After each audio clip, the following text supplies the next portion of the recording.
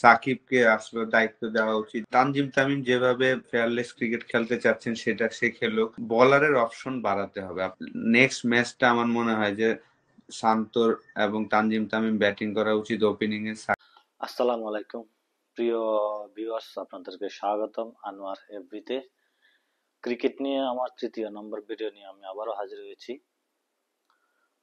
তো আজকে আমার এটা তৃতীয় নম্বর ভিডিও ক্রিকেট নিয়ে। আর সেই ভিডিওটা বিষয়বস্তু হচ্ছে, সাবজেক্ট হচ্ছে,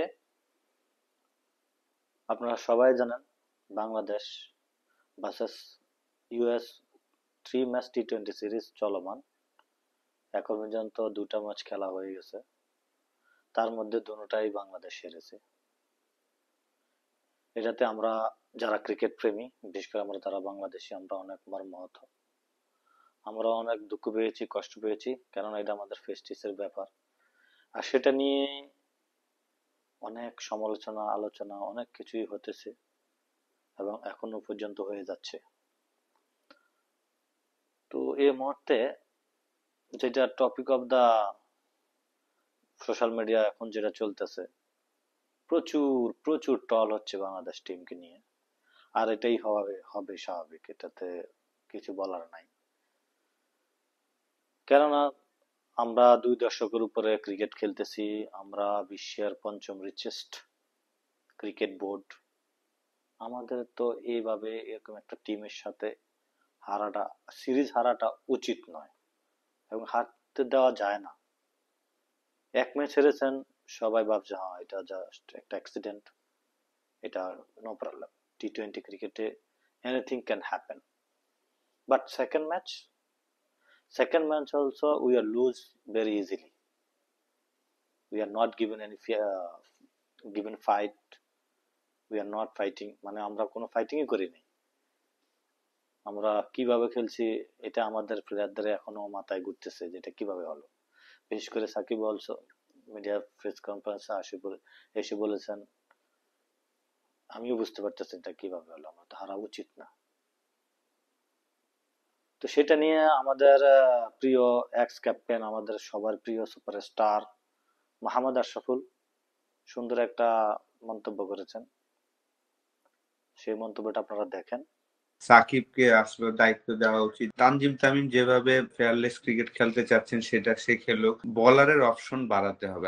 নেক্সট ম্যাচটা আমার মনে হয় যে শান্তর এবং তানজিম তামিম ব্যাটিং করা উচিত ওপেনিং এ। সাকিব নাম্বার 3, তৌহিদ হৃদয় 4, 5 মাহমুদুল্লাহ, 6 জাকির আলী অনিক, 7 রিশাদ, 8 আপনার শেখ মেহেদী, 9 তানজিম সাকিব, 10 এবং 11 শরীফুল এবং মোস্তাফিজ। এই 11টা নিয়ে যদি তারা নেক্সট ম্যাচটা খেলে এবং প্র্যাকটিস ম্যাচগুলো খেলে, আমি শিওর যে বাংলাদেশ ভালো রেজাল্ট করবে। সেক্ষেত্রে সৌম্য আর লিটনকে আপনি আগামী ম্যাচে একাদশে না রাখার পক্ষে? ডেফিনেটলি আপনার এক্সট্রা ব্যাটসম্যান আসলে খেলানোর কোনো প্রয়োজন নেই। আপনাকে শান্ত। আপনারা দেখলেন মন্তব্যটা, উনি সুন্দর একটা কথা বলেছেন যে ওকে ফাইন, ম্যাচ তো হেরে গেছে, এখন তো আর এটা আসবে না। তো আমরা নেক্সট ম্যাচের জন্য কি প্ল্যান করতে পারি, শান্ত কি করতে পারে। তো উনি একটা 11 দিয়েছেন, সেটাতে উনি শান্ত এবং তামিমকে ওপেনিং করার জন্য পরামর্শ দিয়েছেন। 3-এ সাকিব, 4-এ তৌহিদ হৃদয়, 5-এ Mahmudullah Riyad, 6 Jaker Ali, 7 Rishad, 8 Mahedi, spinner off spinner Mahedi, 9, 10, 11, 9, 10, 11 Shoriful, Mustafiz. উনি ভাবে একটা দিছে, একটা আমার মনে হয় একটা যুক্তিসম্মত একটা সলিউশন অন্তত নেক্সট ম্যাচের জন্য। কারণ আমরা তো এরকম ক্রিকেট খেলি না, আমাদের তো এরকম খেলা উচিত না। যাই হোক, যারা আমরা সোশ্যাল মিডিয়ায় এখন প্রচুর ট্রল করতেছি, আপনারা করবেন, কারণ আপনারা দেশকে অনেক ভালোবাসেন। দেশের ইজ্জত সম্মান মানে ইজ্জত চলে যাক, এটাকে আপনারা চাবেন না। তো আপনার দিক থেকে আপনারা রাইট, সেটাতে আমি এগ্রি।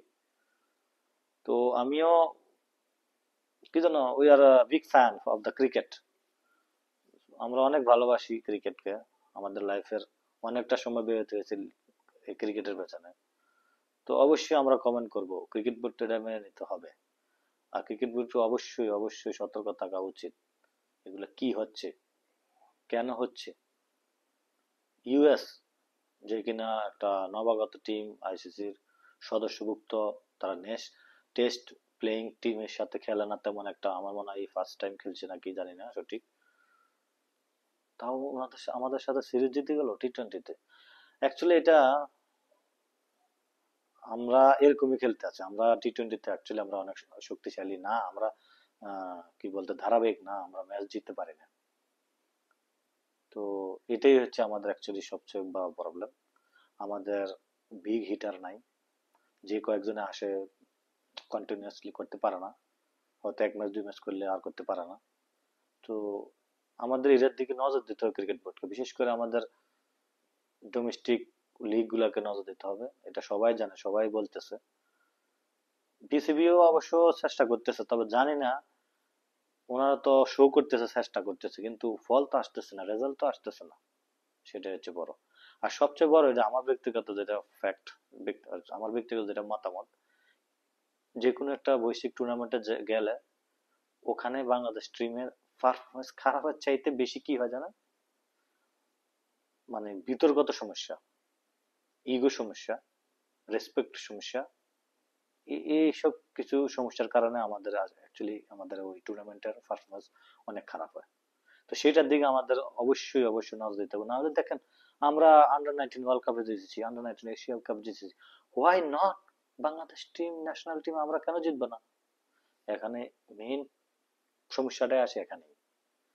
যখনই আমরা একটা টিম গড়ে বৈশ্বিক টুর্নামেন্টের জন্য ফাটাই, তার সাথে যে সাপোর্টিং স্টাফ গুলা যায়, ওখানে যাওয়ার পরে কিছু না কিছু একটা নিয়ে মনোমালিন্য হয়ে থাকে, সেটাই।